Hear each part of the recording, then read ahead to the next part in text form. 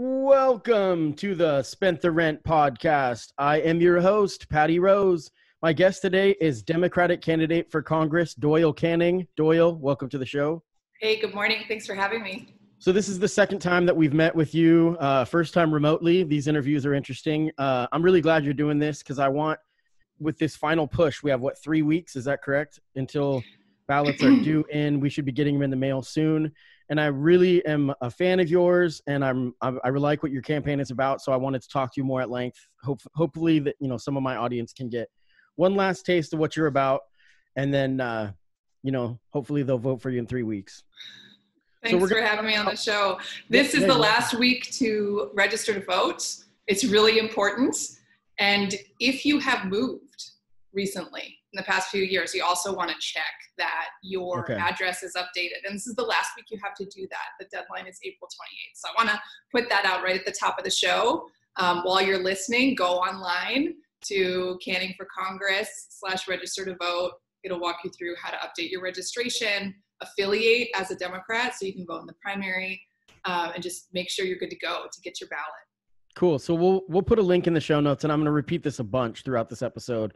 It's canningforcongress.com. Mm-hmm. And so, so we'll put, like you just said, if you haven't registered or if you're unsure, there's no reason you can't re-register. You can, I've done it. I've double checked because I was like, okay, it's getting close. And because some of that stuff is done automatically, because in Oregon, you'll automatically be registered. But like you had said, one of the most important issues is you have to register as a Democrat to vote for you in the primary. That's correct. So that's really important.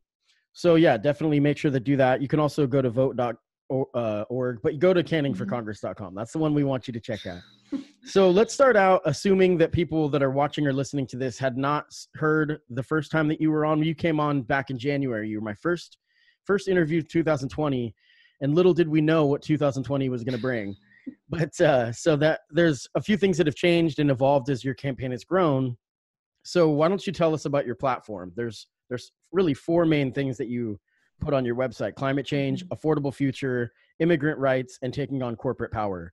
Mm-hmm. I want to focus on the three. The immigrant rights, we've talked at length.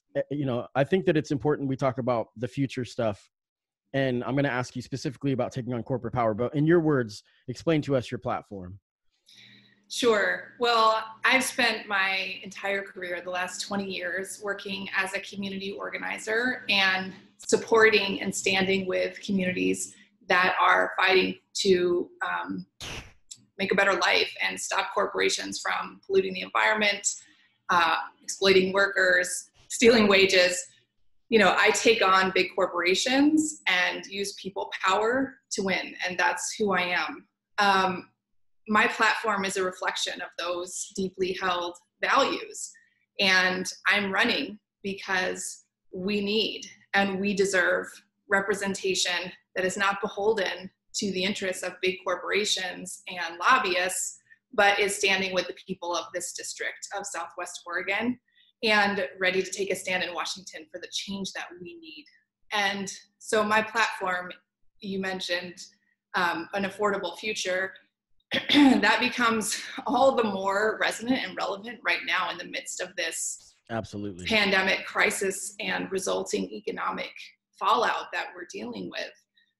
Top of the agenda is Medicare for All. And this was a signature issue for the Sanders campaign.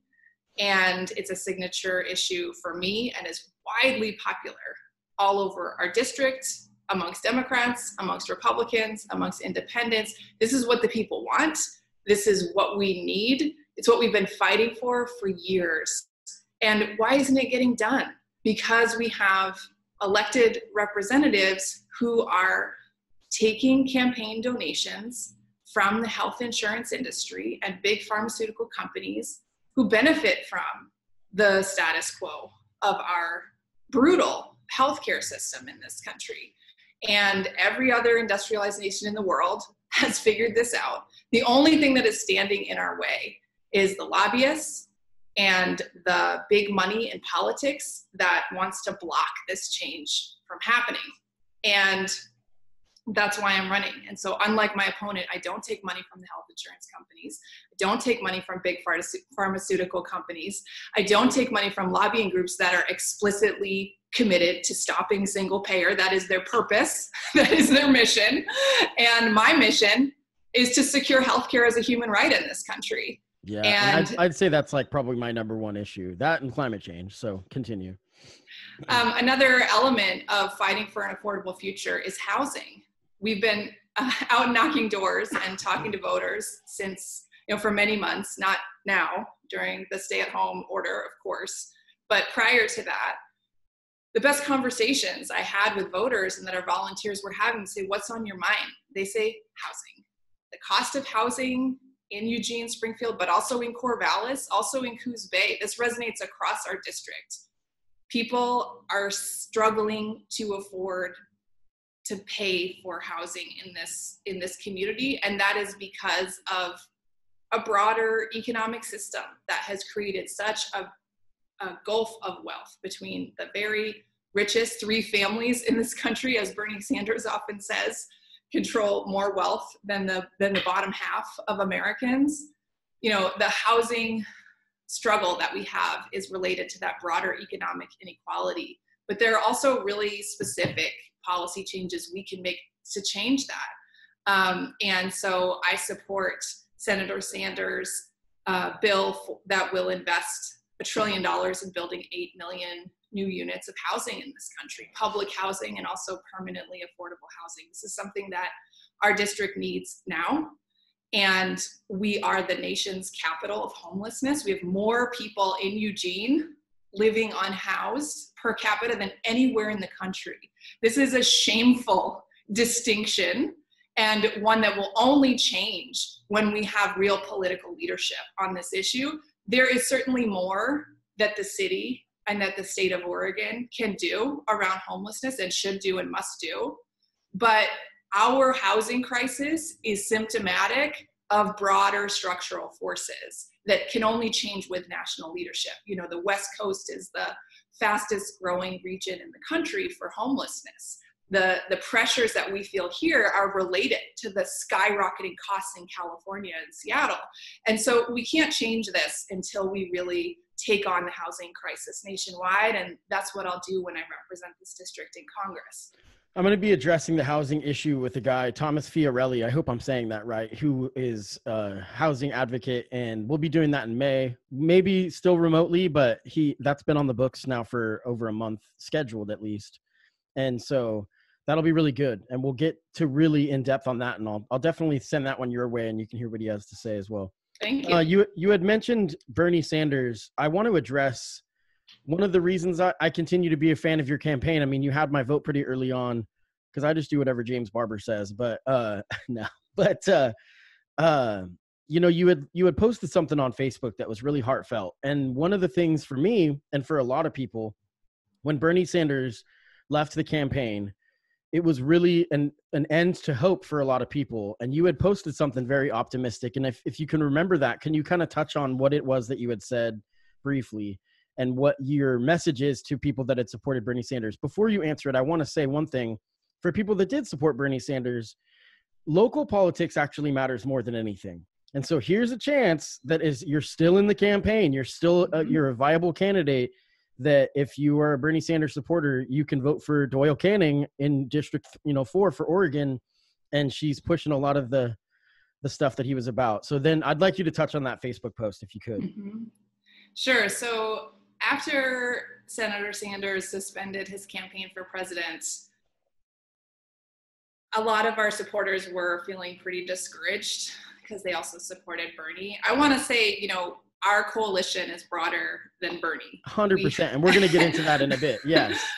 But we have a lot of supporters who are 100% committed to Senator Sanders' message and platform and campaign. And so we looked at the FEC donor data just for Eugene zip codes of how many people in our community sent donations to Senator Sanders' campaign. It added up to over $1 million. Okay. This is Bernie country. People here are feeling the burn.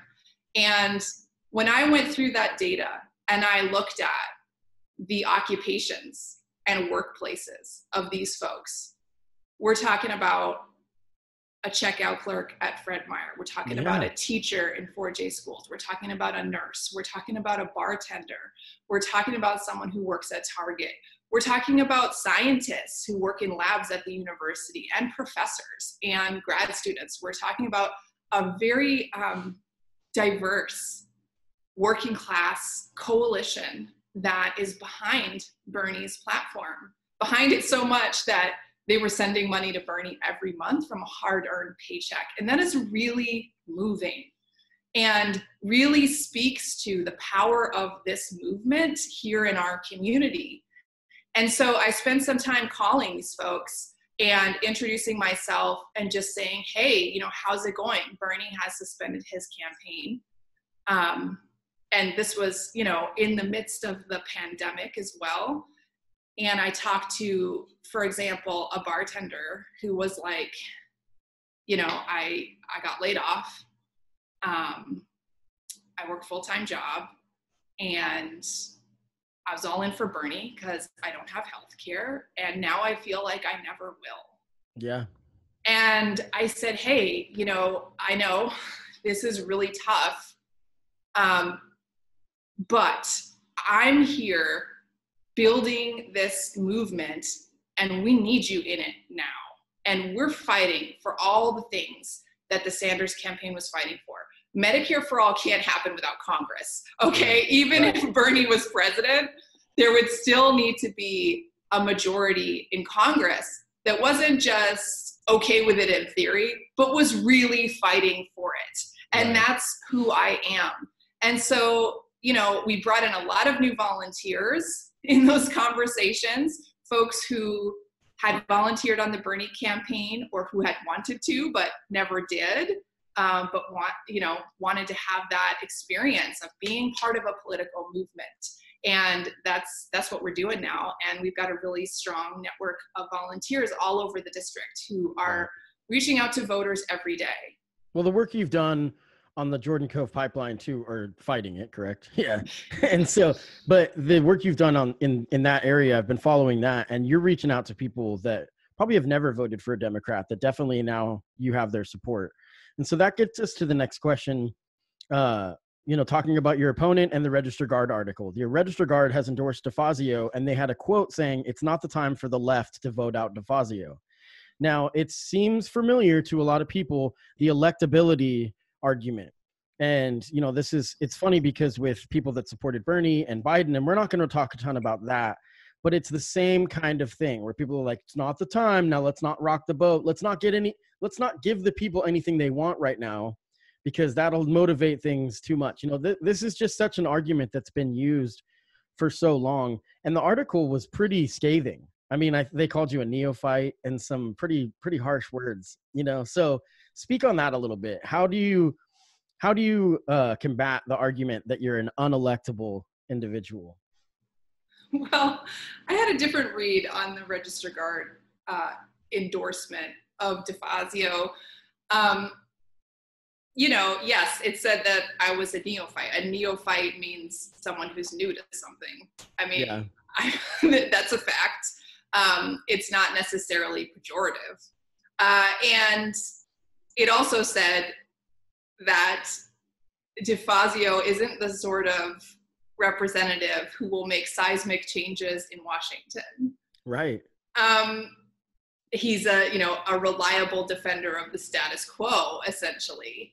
It was very half-hearted and acknowledged that climate, immigration, healthcare aren't Defazio's passions. That's not his signature platform. His signature platform is expanding highways.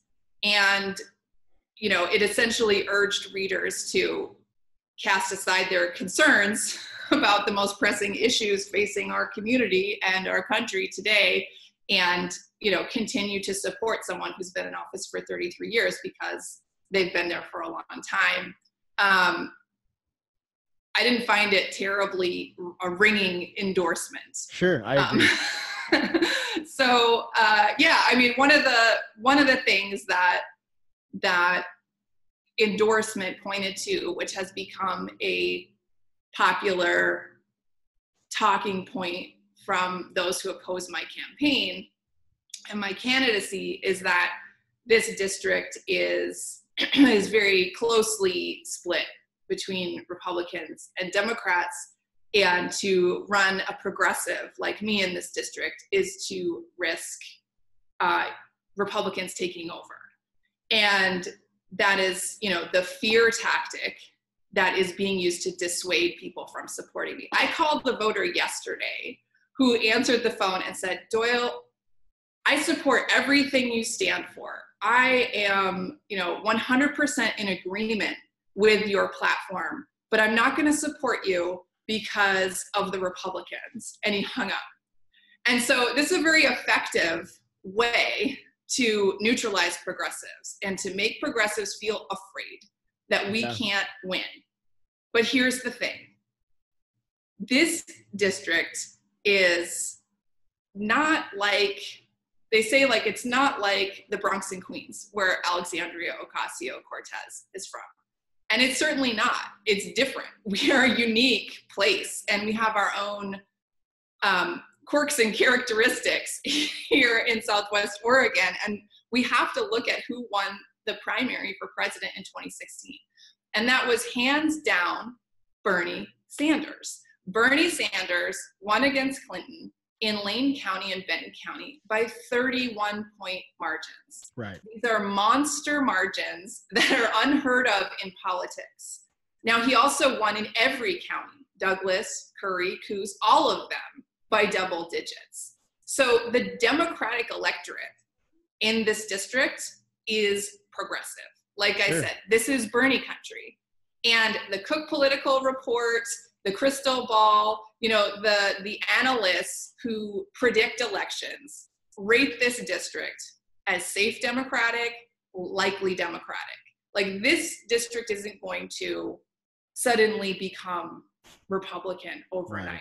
Like well, that's not happening. There's two things that are happening too. I mean, I do want to speak a little bit on the Republican side, and we'll get to that in just a second on their candidate. But, when people we'll just say in the middle, in the Democratic Party forget about the progressives and they're like, it's not the time to rock the boat. They're basically saying that their values don't matter. And this goes into your Facebook post. I wish I could put a link to it somehow, but it's buried down and you've been posting a lot. And so, I shared it at least. But the thing is when the progressives are ignored and forgotten, they might not turn out. So if it's that dominant of a progressive district, how is it that people in the party are just willing to ignore their needs? Because they're like, well, but you can just vote for sort of what you like, even though I don't know. That's a whole different issue. Anyway, so I have talked to a guy, one of my customers. I've been trying to get him to come on. He ran for president of the College Republicans for the U of O, and he's a really cool kid. Honestly, we talk politics. My boss hates it when the shop is open. We talk politics, and he's got some really good skills at talking. We'll totally butt heads and whatnot, but we don't jump each other's throat. We just kind of, because we agree that we just have a difference in strategy. It's not like we're bad people. You know what I'm saying? In the parties. And he was really raving about, is it Alec Scarlatos? Is that how you say? Yeah. Mm-hmm. He was raving about him. And, I don't know a ton about him because, again, I think you'd have to put a gun to my head to make me vote for a Republican. But, it is one of those things where he's younger than Art Robinson, so it's a little bit different. So what's to say that he can't beat Defazio himself? Because there's so much new stuff, this newer person and this youthful thing. Now, my biggest concern in the general election isn't the candidate that they choose, that the voters choose, whether it's you or Defazio. It's the fact that the shutdown now, you've got the president beating the drum that's saying that this is Democrats doing this, even though all 50 states governors have done it and none of them have opened up yet. And so what would you say to that? I mean, obviously it's a health risk and we should be shut down for the time being. Congress's job would be to allocate funds, and they've done that. And it's slow to come to sort of. Right. We can talk more about the CARES Act and the giveaways to big corporations. Sure. And so the next step, Ro Khanna, I'm sure you are on board with this. Ro Khanna has proposed $2,000, basically UBI, universal basic income until this whole thing is done. And it goes back, and I mean, it even goes on. It's pretty far reaching. Now, that doesn't give me much optimism that it's going to pass. Can you speak on that a little bit? The proposal by Ro Khanna and a couple others about, you can speak on that more. Well, here's the thing about the crisis that we're in. It's about a virus, and the virus needs to be eradicated before the economy can recover. And that's just the fact of the matter. And so in order to stop the spread of the virus, people have to stay at their homes. In order for people to stay in their homes, they need to be able to pay their rent and pay for groceries and survive. And when you can't leave your home and you can't work from home, that's just not very possible. And so that's where the UBI comes in as a universal policy that makes it possible for us to stop this virus. If our objective is to stop the virus, then the UBI policy is really the only solution. Now, there are some other proposals floating around. Ilhan Omar has introduced a bill that would cancel rent and mortgage payments. There is Ro Khanna's UBI. There is a bill from Rashida Tlaib that is also a UBI kind of proposal. And that's what I support. I've been clear from the start the UBI. Because, I'm in touch with reality and the fact that people in this community can't just stop working and not get paid for months on end. That's not going to work. And so, I don't know what people in Washington are thinking, but the feeding frenzy by corporate lobbyists and to get a piece of the action on the CARES Act means that most of the beneficiaries are the wealthiest Americans and big corporations. Right. And it's a travesty. And the Democratic leadership let that happen. And they're doing it again. We have a moment right now as we speak where the Trump administration, Senate Republicans and House Democrats are trying to come up with an agreement to kind of tack on more money because the money for small businesses is already gone. Right. Okay. Totally. Already gone. And people aren't able to access their unemployment benefits, even if they're eligible for them. Right. This is a mess. It's not working very predictably for a lot of people. And so something has to give, and there has to be another stimulus bill. And so the question is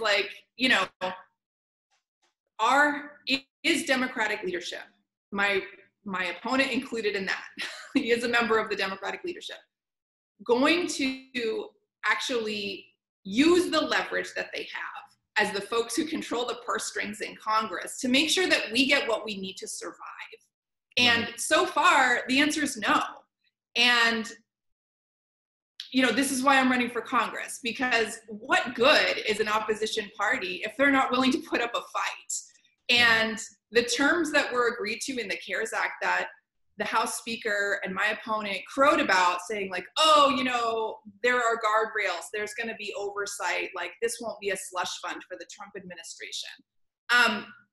It is a slush fund for the Trump administration. He's already removed the oversight, the Inspector General. He's, already changed the terms on numerous of these bailout packages, or is trying to, and getting away with it because Congress is not even in session. Okay, they're not working right now. And Nancy Pelosi has refused to change the rules so that they can have remote voting and remote hearings and continue to do their job in the midst of the biggest crisis we've faced as a country in a generation or more. Right. It's ridiculous. Unbelievable. It's unbelievable. Yeah. And then again, I mean, I hate to agree with Trump, but it's not necessarily on why he's talked about adjoining Congress, and I don't agree with why. That's not the thing. But yes, during a crisis, it's a travesty that they could not be working right now and actually, at least talking about ways to help everyone. I mean, everyone. It's not just small businesses. I mean, small businesses are massive and they're getting left out. But then you've got, when they start to tell people like myself that are independent contractors, okay, you're going to be eligible. I've literally heard nothing from the unemployment office. And then I'm in this weird dilemma because what happened with me, my personal story is that when my barber shop shut down, I instantly signed up for like Uber Eats. It took a longer time to get signed up with Grubhub, but I signed up with Uber Eats and then they froze my account because they're free. They're not letting new people sign up because there's too many people doing it. Because to me, that was my unemployment because I knew that I wasn't eligible. And then this bill passes and they literally on the unemployment office are telling you, you don't have to look for work because it's risking your health. Right. So I can go drive for Grubhub now, which is way better than Uber Eats, but that's a different story.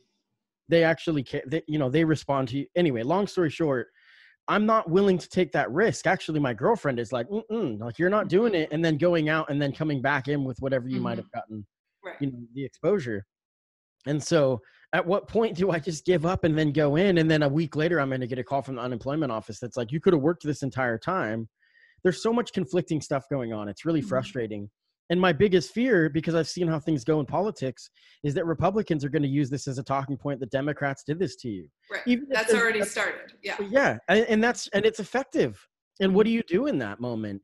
And that's why people like you, one of the things that I think is so inspiring about your campaign and why I do believe that you can reach across the aisle to voters from, I don't like that term across the aisle because that's a bit more about like in elected officials, but where you can reach out to people that are maybe unaffiliated or more conservative leaning with their views is because when you're willing to meet face to face with people like you are today with me, that when you're willing, like Chris Wigg, my guest that I just had, he's works for Willamette Lane as a board of directors, and he's part of the Lane County Democratic Party. When people are willing to meet face to face and actually do something, that goes a long way with the voters because they're like, this is an individual that's just like me that is willing to, be a civil servant. And that's huge. And so, now I want to talk a little bit moving on to campaigning remotely.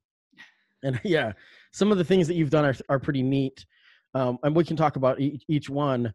Coffee with Canning. So using Zoom like we're doing right now, have those been pretty successful? Have people been signing up to do that? So you basically have a one-on-one interview with people? Well, yeah, it's like a group thing. And last week was really great because we had supporters who called in from Coos Bay, from Roseburg, from Lynn County, and Corvallis, like all over the district. And people were able to just talk about like, what are things like in your area and, how's it going with the stay-at-home order? And we had a supporter on our call who is working at the hospital in Coos Bay and was able to, just share like the ground truth of what it's like. And it was very powerful and important for our community to be connecting, sharing stories, and supporting each other right now. And so that's our Coffee with Canning. It's every Sunday morning at 10 o'clock. And it's a Zoom call like this one. So those ones are typically, is it really just through Facebook, or is that also, you can find the link through your website, but Facebook is where you host them. So again, I'm going to mention it one more time, or a bunch of more times, canningforcongress.com. You'll find links to all the Instagram, Facebook, and all that stuff. Definitely follow your Facebook page. That's what I have done that I get the most updates from. Another thing that you've done that I think is really funny is Between Two Furs. Now that was definitely, I'm going to call you out that you were stealing the idea from Zach Galifianakis. Between Two Ferns, is that true? I mean, a little bit, the inspiration. Yeah, I mean, it's a joke. It's really fun. I don't think he would see it as stealing. No. Imitation is the greatest form of flattery. A little side note with Between Two Ferns with Zach Galifianakis, that was when Obamacare, or the Affordable Care Act, was launched, was on Between Two Ferns. Those are so funny. The one with the Hillary Clinton one was really good. And they're good sports, and that they agreed to be kind of the butt of the joke a little bit on those. But I mean, they flipped it on him more than normal, because if you watch the one with Bruce Willis, Bruce Willis was pretty upset. But those are good, Between Two Ferns. And then you've done the virtual town halls, and that sounds kind of similar to what the Coffee with Canning is. But tell us a little bit about virtual town halls and how effective those can be. We've got one coming up in a few days that's hosted by Sunrise Eugene, which has endorsed my campaign and candidacy. And it's a joint event with Jamie McLeod Skinner, who's running for Secretary of State and is also committed to taking no corporate money, is also a really strong environmental champion. And so we're going to do that together. I'm really looking forward to it. And you can tune in with your questions, comments, concerns, and now, we're going to talk about. Who is that again? Jamie McLeod Skinner is running for Secretary of State, which is the other, important down ballot race of this election. It's a statewide election, and I believe there are 4 candidates, and Jamie is one. And she ran for Congress in Eastern Oregon in 2018. I've been kind of following her and been a fan of her since that time. So I'm excited to do this event together. That's cool. So let's see what else here.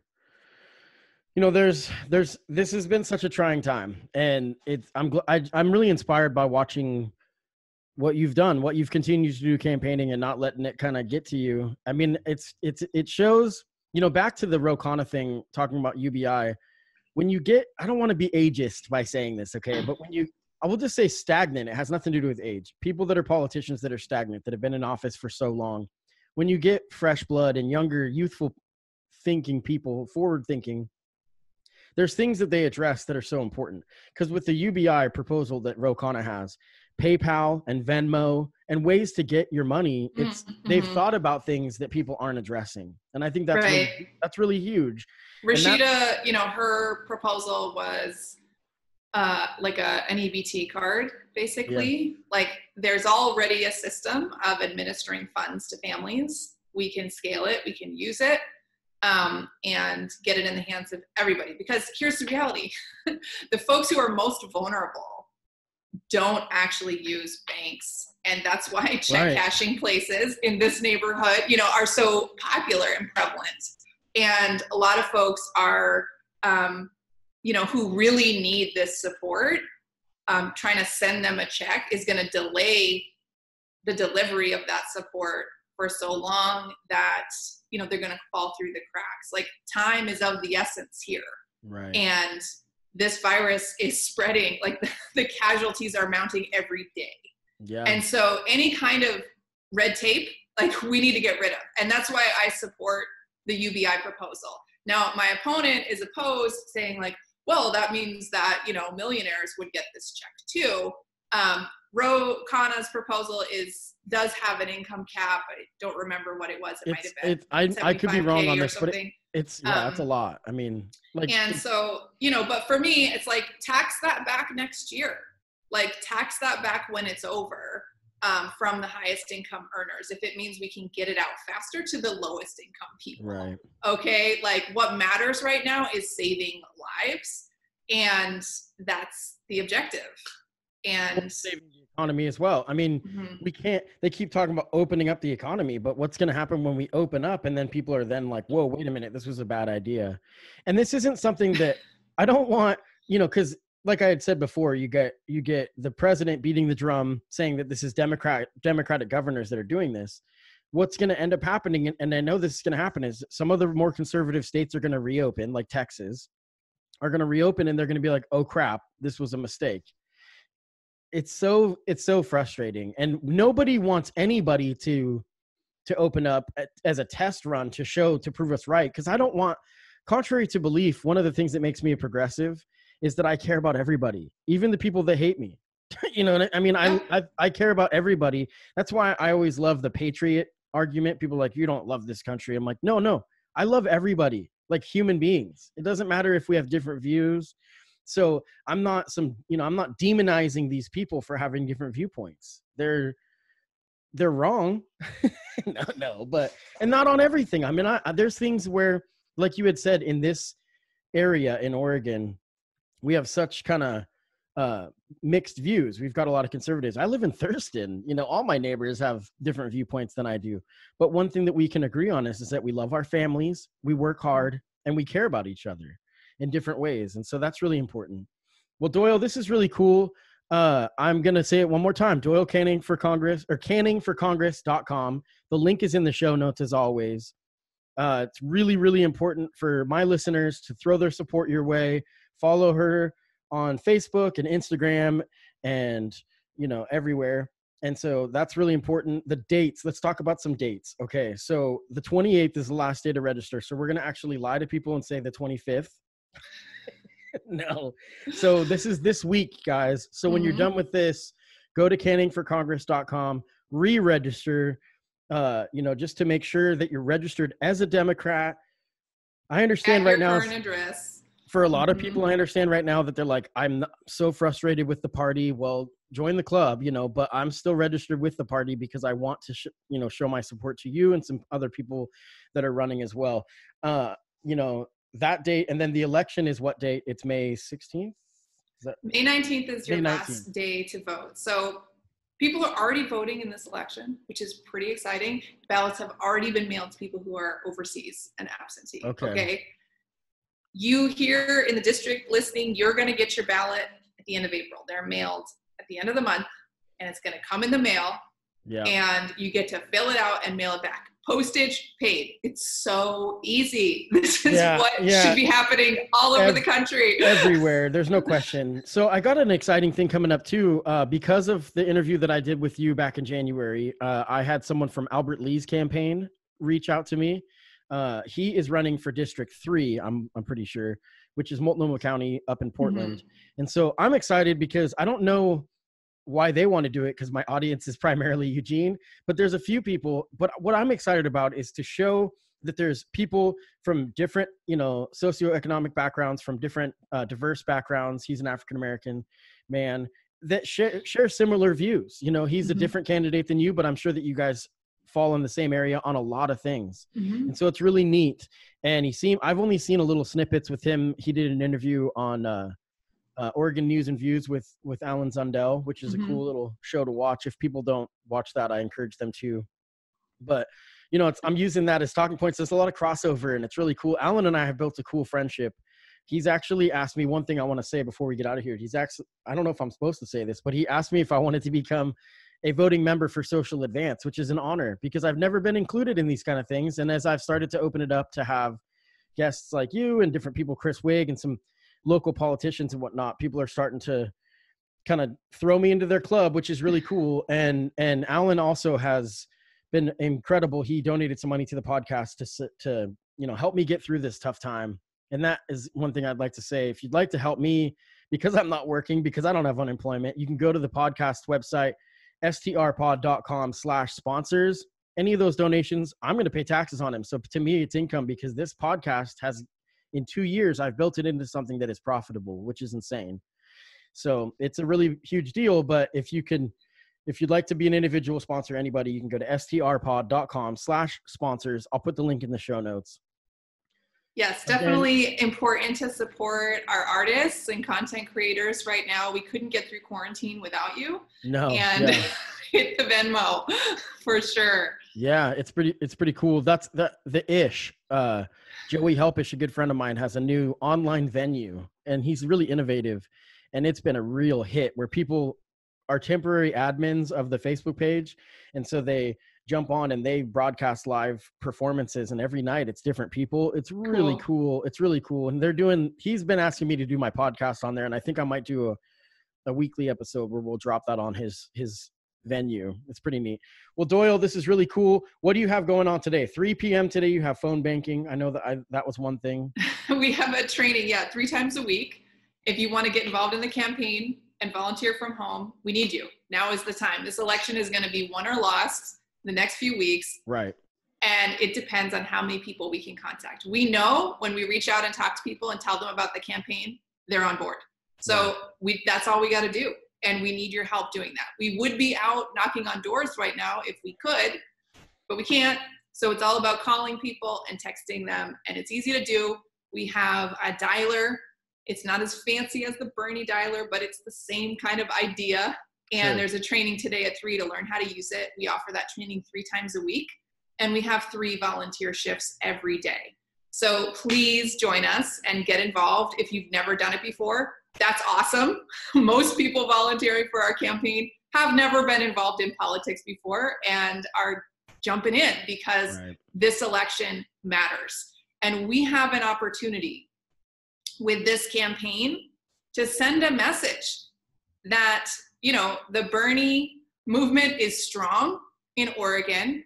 We are not going quietly, and we are continuing to fight for the change that we need. Medicare for all, an aggressive Green New Deal, free public college, debt-free education. These are things that we need now and that my campaign is fighting for, and we need you on the team. So thank you. Right, and strength in numbers. I mean, the more, it's like you had said, Bernie never ran as it was about him. I mean, there's no way, like you had said before, there's no way he could get some of the stuff done if he didn't have the support of Congress first.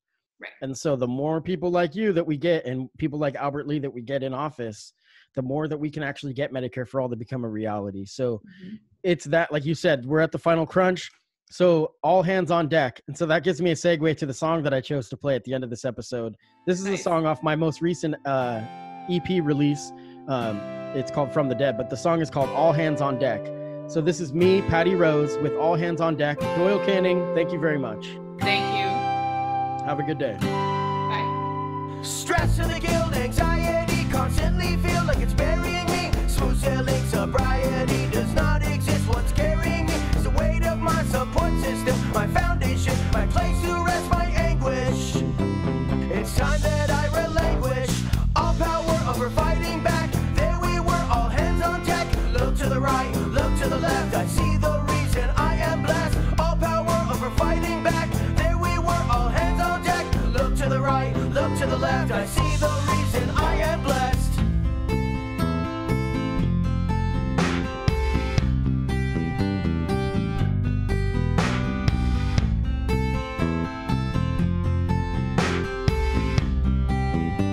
It's time that I relinquish all power over fighting back. There we were, all hands on deck.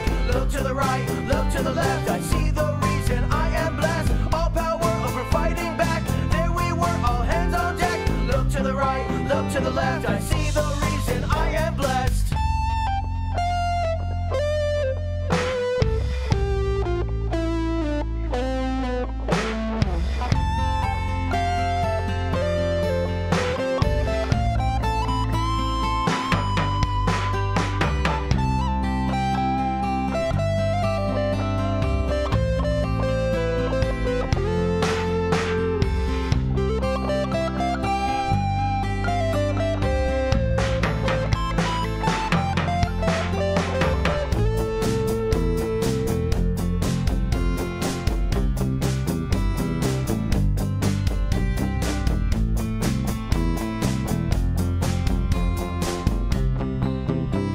It's time that I relinquish all power over fighting back. There we were, all hands on deck. Look to the right, look to the left. I see the reason I am blessed. All power over fighting back. There we were, all hands on deck. Look to the right, look to the left. I see the reason I am blessed.